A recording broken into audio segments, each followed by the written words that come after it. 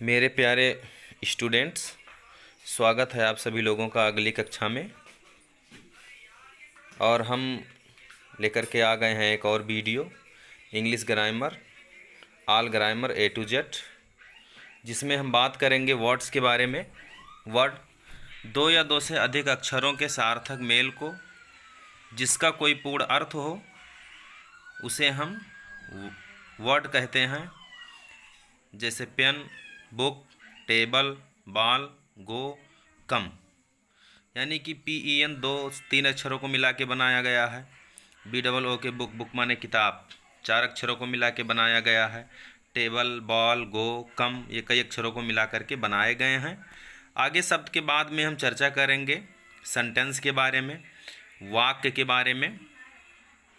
दो या दो से अधिक शब्दों के सार्थक मेल को जिसका कोई पूर्ण अर्थ हो वाक्य कहलाता है।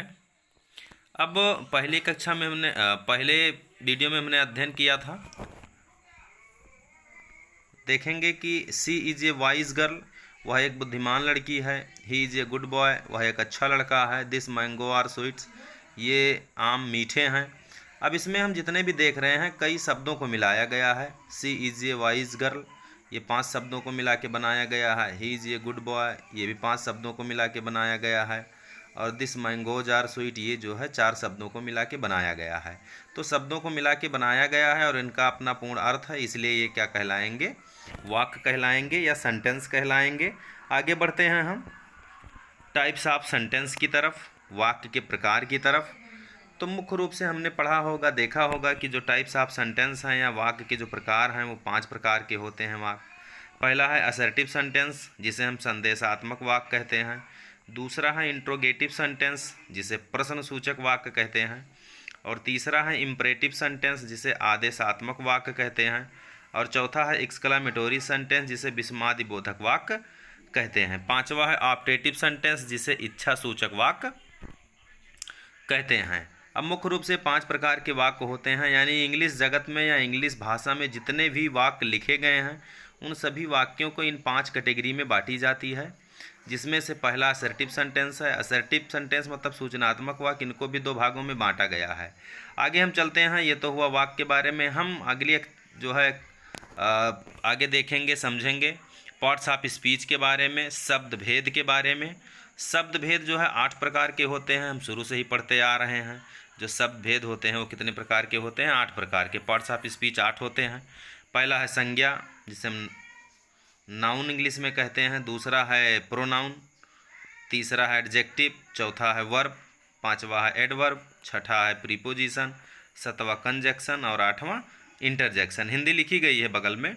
नाउन को संज्ञा कहते हैं, प्रोनाउन को सर्वनाम कहते हैं, एडजेक्टिव को विशेषण कहते हैं, वर्ब को क्रिया कहते हैं, एडवर्ब को क्रिया विशेषण कहते हैं, प्रीपोजिशन को अव्यय कहते हैं, कंजक्शन को संयोजक कहते हैं, इंटरजेक्शन को विस्मयादिबोधक शब्द कहते हैं। यानी कि जितनी भी वर्ड्स लिखे गए हैं इंग्लिश लैंग्वेज में उन सभी वर्ड्स को इन 8 भागों में बांटा गया है। और जो मैंने पीछे पढ़ा वो क्या थे?